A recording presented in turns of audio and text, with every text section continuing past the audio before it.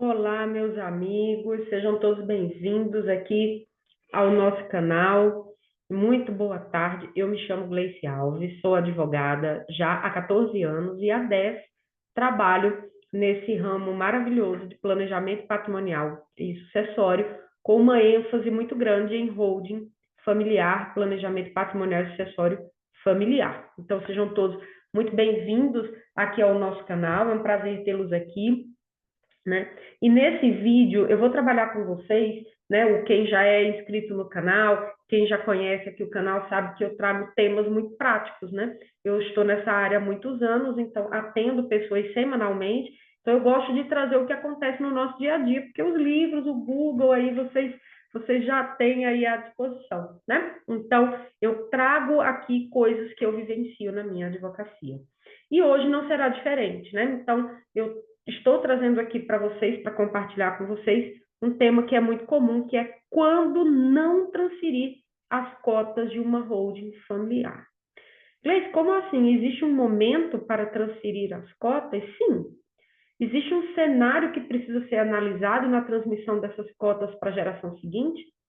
Sim, e é sobre isso que nós vamos falar nesse vídeo. Sejam todos muito bem-vindos mais uma vez. Mas antes, eu queria convidar vocês para participar da nossa abertura da turma do curso Holding Familiar do Zero, versão 2.0, que vai ocorrer agora no próximo dia 9 de julho. 9 de julho, uma terça-feira, estaremos abrindo as inscrições da turma do curso Holding Familiar do Zero, versão 2.0. Gleice, por que versão 2.0?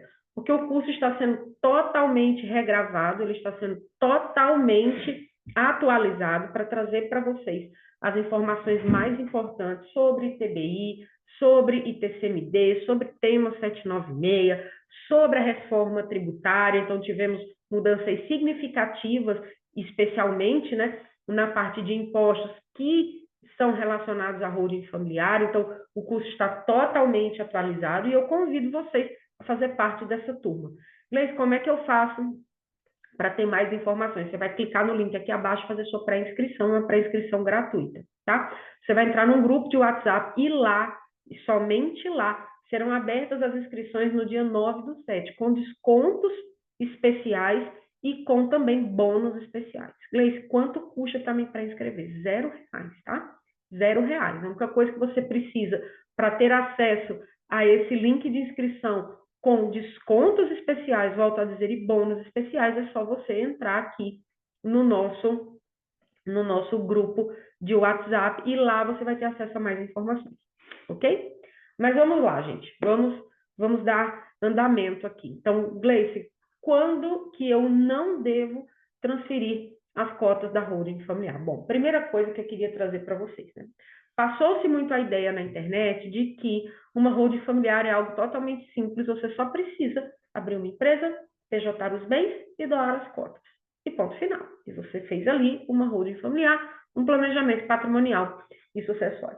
E aí eu preciso trazer para vocês a realidade, né? A realidade. Gleice, como assim? Eu preciso ser objetiva e direta com vocês. Existem muito mais coisas entre o céu e a terra do que esta vã filosofia que vendem aqui em muitos canais, com muitas estratégias mirabolantes, né? Então, primeira coisa, constituir uma holding familiar e trazer os bens para dentro de uma pessoa jurídica é uma etapa de planejamento patrimonial, que não necessariamente precisa ser seguida automaticamente de um planejamento sucessório.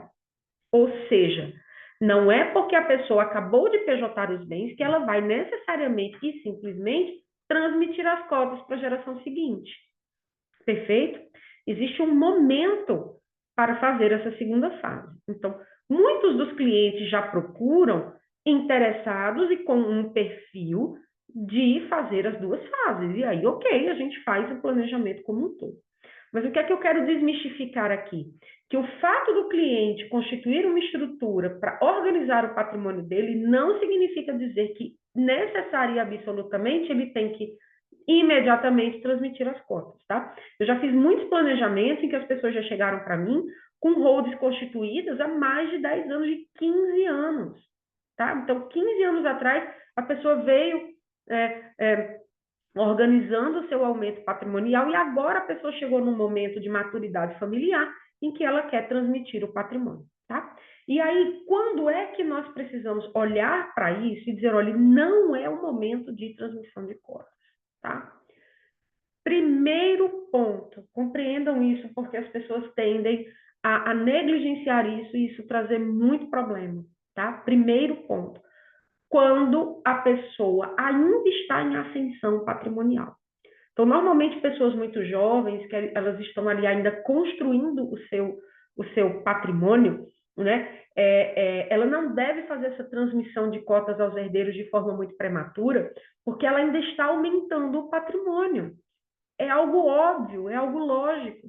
E aí o que acontece? Essa pessoa vai estar de tempos em tempos transmitindo bens para a geração seguinte, tá? E isso pode não ser saudável por vários motivos que nós vamos falar aqui. Então, o planejamento sucessório, ele faz muito mais sentido quando aquela pessoa que está transmitindo bens para a geração seguinte, ela já atingiu uma maturidade patrimonial em que ela tem um crescimento de patrimônio, mas não está numa fase de crescimento exponencial desse patrimônio, tá? Porque, do contrário, ela vai ter que ficar de tempos em tempos doando cotas, né, doando bens e tal, e isso pode trazer, além de um custo, um estresse patrimonial. Tá? Então, isso é um ponto, né? Segundo ponto, gente, quando a gente tem uma prole, quando a gente tem filhos muito novos, tá? Então, filhos muito novos pode ser um problema por vários motivos. Gleice, você está dizendo que eu não posso transmitir cotas para os meus filhos se eles forem menores de idade? Eu não estou dizendo isso. Ao contrário. O filho pode sim fazer parte da holding, ele pode sim receber cotas de doação do pai, né, ou da mãe. Então, não se trata disso, não é uma questão de impedimento jurídico, mas é uma questão de impedimento talvez estratégico, ou não de impedimento, mas de uma não recomendação. Por quê? Porque na outra ponta, você tem filhos pequenos, né, ainda muito jovens, e menores de idade, muitas vezes, então esse menor vai ter que ser representado. E aí entra uma outra questão, tá? Pode ser que venham novos filhos, né, daquele relacionamento, ou pode, e eu vou já falar também sobre esse ponto, pode ser que a gente tenha um divórcio, e aí você tenha que rearrumar a casa, e aí surgiu um filho de um segundo relacionamento, seja do homem ou da mulher, mas os primeiros já foram contemplados numa holding, mas esse segundo é meu herdeiro, mas não é do meu ex-cônjuge, mas os primeiros filhos já foram contemplados numa holding, e esse agora como é que eu faço? Porque ele está numa defasagem em relação aos irmãos. Então, perceba, isso pode gerar uma grande colcha de retalhos do ponto de vista patrimonial, que pode gerar uma insegurança jurídica no futuro, inclusive de discussão e de rompimento familiar. Porque esse irmão vai dizer, ué, mamãe, mas por que você contemplou mais fulano do que eu? Não, meu filho, porque veja, na época eu era casado. Eu digo, não, mas não tem nada a ver com seu casamento anterior, ele recebeu mais.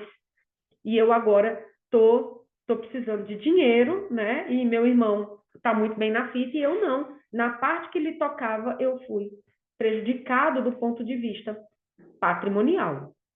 Percebe que isso pode ser realmente gerar um grande problema futuro, né, de adequação. E aí vem um outro ponto.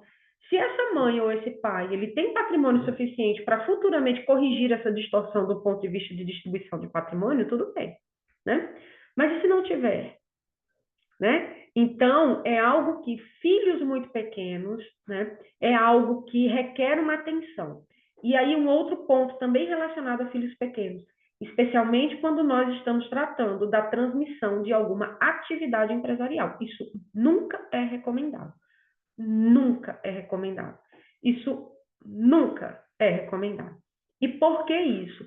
Porque diferente do patrimônio que nós temos de baixo risco, imóveis, patrimônio de locação, aplicação financeira, né?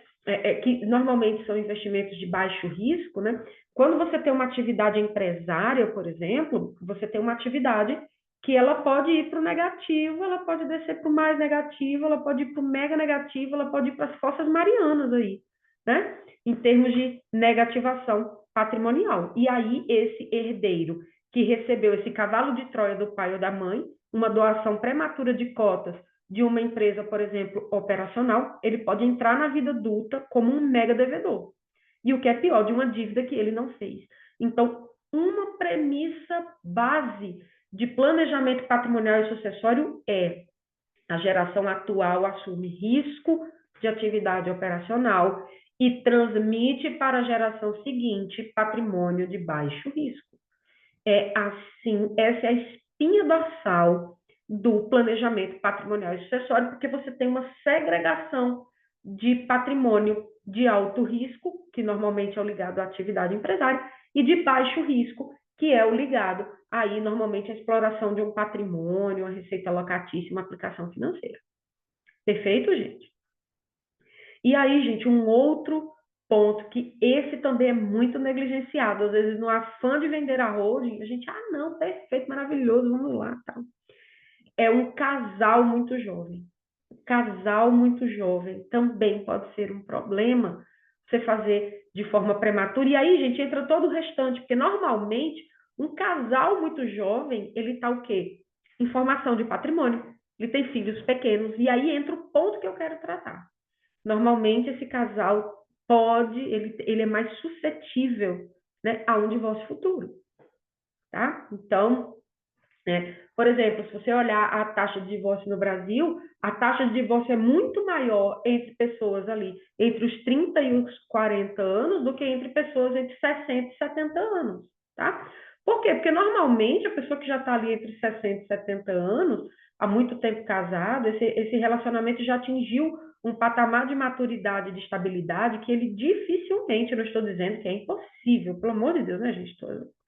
Estamos tendo uma conversa de adultos aqui, né? Mas a probabilidade é muito menor do que num casal muito jovem, né? E aí, às vezes, o que é que pode acontecer? Esse casal fez uma holding, colocou o patrimônio lá dentro, veio um problema conjugal, decidiram se divorciar. Já doaram as cotas. E agora? Eles são usufrutuários dentro de uma holding? Eles estão presos por um vínculo pretérito de dinheiro, mas o casamento já se encerrou? Olha o tamanho do problema. Aí esse homem casa novamente, essa mulher casa novamente, eles trazem outras pessoas, constituem novas famílias, mas estão presos por um vínculo patrimonial dentro daquela holding. E o que é pior, já doaram cotas para os filhos, aí entra aquilo que eu falei. E se essa mulher tiver filhos nesse segundo casamento e esse marido filhos nesse segundo casamento? Então, veja que isso pode ser tomar uma proporção de complexidade que pode trazer um transtorno patrimonial muito grande para essa família, tá? Então, gente, via de regra, cada regra comporta exceções, mas via de regra, o que é que tem que acender o sinal para você? Pessoas que estão em ascensão patrimonial. Opa, talvez uma outra ferramenta de planejamento patrimonial e acessório seja mais interessante para essa pessoa, tá? Pessoas que estão aí com uma prole de filhos muito pequenos. Opa, seguro de vida é excelente para esse cenário, tá? Seguro de vida é excelente para essa família, para essa pessoa, tá? Talvez um testamento, juntamente com o seguro de vida, também pode ser uma excelente ferramenta, tá? Mas não transmissão antecipada de cotas, tá? Pessoas que têm ali, que são muito jovens, que estão ali ainda numa fase de maturação, de consolidação daquele relacionamento. Então, às vezes ela já tem patrimônio, ele já tem patrimônio, vamos fazer uma holding porque a gente aluga. Ok, vocês podem até fazer, mas não transmitam as cotas prematuramente, tá? Transferência prematura de cotas de empresas operacionais, nem pensar. Via de regra, elas nem devem ser sucedidas só quando realmente está havendo uma passagem de comando, está havendo uma passagem de bastão, está havendo realmente uma transmissão da atividade para uma geração seguinte. Agora, pegar filhos pequenos e transferir cotas, nem pensar. Se aquela atividade explodir em algum momento, os pais acabaram de arruinar a vida financeira dos filhos, porque eles vão entrar na vida adulta devedores, e especialmente se tiver dívida trabalhista e se tiver dívida fiscal ou ambiental, porque eles vão virar fantasmas civis, eles não vão poder ter nada no nome deles, onde aparecer o CPF deles, eles poderão ter problemas futuros. E isso pode afetar, gente, inclusive futuros relacionamentos, tá? Futuros relacionamentos, porque imagine, essa pessoa vai se casar, né? E ela tá com o CPF todo complicado muitas vezes, né? Gleice, mas pode demorar tanto tempo? Pode, né? A depender do cenário, sim, pode, né? Então, não sempre observar essas questões, e veja, eu não estou aqui falando de coisas, de pontos jurídicos especificamente, né? Mas principalmente de pontos relevantes que nós precisamos atentar nesse momento, né? E aí, gente, sempre aquele olhar de responsabilidade, né? Sempre aquele olhar de responsabilidade. O que é que eu posso estar fazendo para esta família, tá? Porque muitas vezes, no afã de vender blindagem, o que é que muitos profissionais estão fazendo? Ah, não, eu PJ tudo dentro de uma holding, transfiro para os seus filhos, não olho para tudo isso que eu comentei, né? Transfiro para os seus filhos e está tudo certo, seu patrimônio está blindado. Aí a pessoa já está endividada, o fisco vem tentar desconsiderar esse patrimônio, mas já está em nome dos filhos, aí traz o CPF dos filhos para ver o que, é que esses filhos têm. Gente, né? Assim, vamos ter responsabilidade com o serviço que nós entregamos para as pessoas, ok? Especialmente em relação a isso, né? E por fim, gente, assim, eu deixei esse para o final, porque esse foi uma situação que me deixou muito triste. Uma aluna chegou para mim com esse cenário, pedindo uma mentoria individual, sentamos. E foi algo muito, assim, muito, como que eu vou dizer? Muito, muito sofrido, né? Muito doído. E é o seguinte, gente, quando a família, especialmente os filhos, tem um alto nível de litigiosidade, quando aquelas pessoas estão numa situação de conflito que precede essa holding familiar, tá? Isso é muito mais comum do que se imagina, tá? Então, os filhos estão em pé de guerra, os filhos não se falam, os filhos têm uma rivalidade que começou talvez lá na adolescência, e fato é que hoje eles são adultos e você tem um conflito familiar muito grande. E os pais, muitas vezes, na tentativa de evitar um problema futuro relacionado ao inventário, porque eles pensam que, bom, se meus filhos estão brigando hoje, imagine quando a gente não tiver mais aqui, eles vão se engalfitar, eles vão se matar.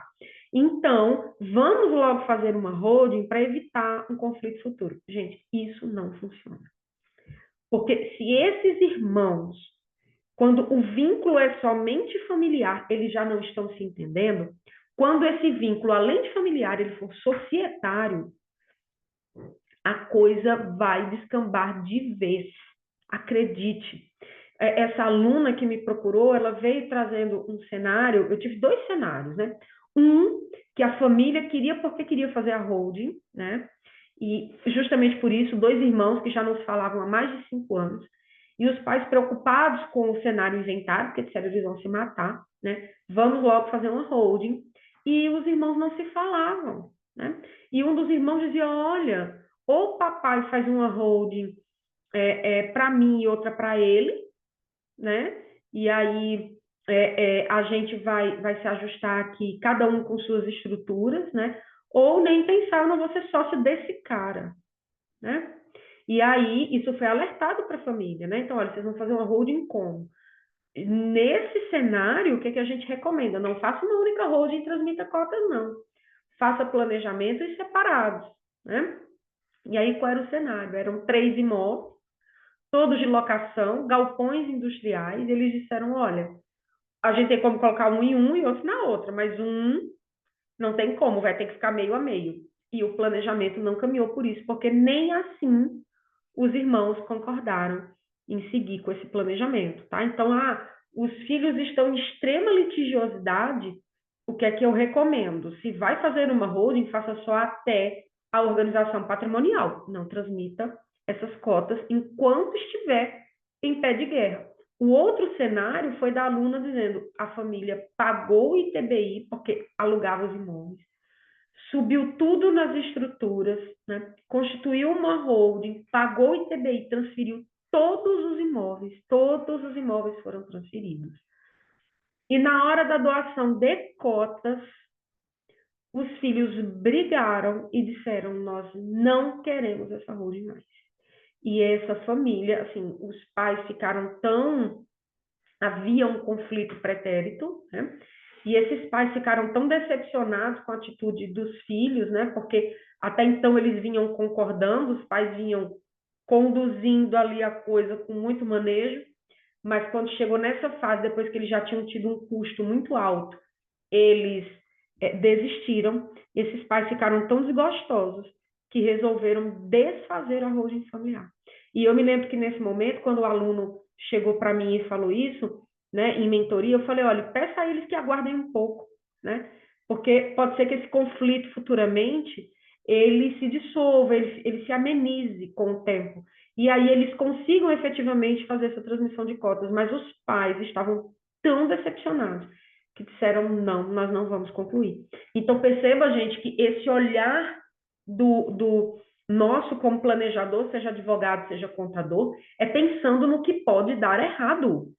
Nós não podemos imaginar que a família é família margarina, que tudo vai dar certo, que a gente está num comercial de férias no parque de diversões, gente. As famílias não são assim. As famílias têm seus desentendimentos e têm os seus problemas. Então, nós aqui do outro lado precisamos conhecer o instituto, precisamos conhecer o que pode dar certo, mas principalmente o que pode dar errado. Porque nós trabalhamos em cima do que pode dar errado para aquela família, né? E antever determinadas situações. Então, o pai e a mãe chegou aqui, meus filhos se odeiam, estão em pé de guerra. Opa, vamos pensar num cenário de holding diferente para essa família. Talvez 2 planejamentos, 2 estruturas em separado, eles não vão poder ser sócios dentro da mesma estrutura, tá? Ou então, doutora, nem isso vai funcionar. Cara, então vamos para um testamento, vamos para uma doação direta, vamos para outros instrumentos que possam abarcar aquele cenário. Precisamos ter um olhar mais responsável e principalmente mais técnico em cima do que pode dar errado. Pouco se fala do que pode dar errado, mas é o que dá errado que pode destruir um planejamento extremamente bem executado.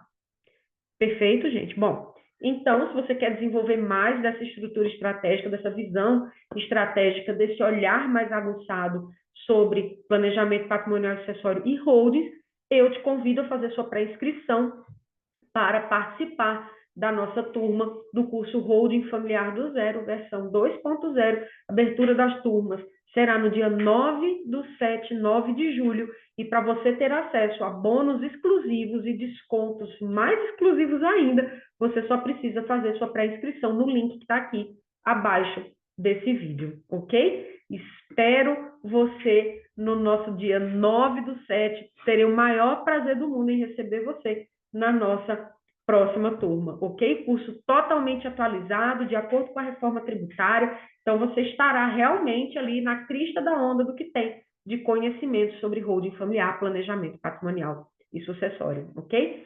Te vejo no dia 9/7. Não esqueça de fazer sua pré-inscrição. Tchau, tchau. Até nosso próximo vídeo.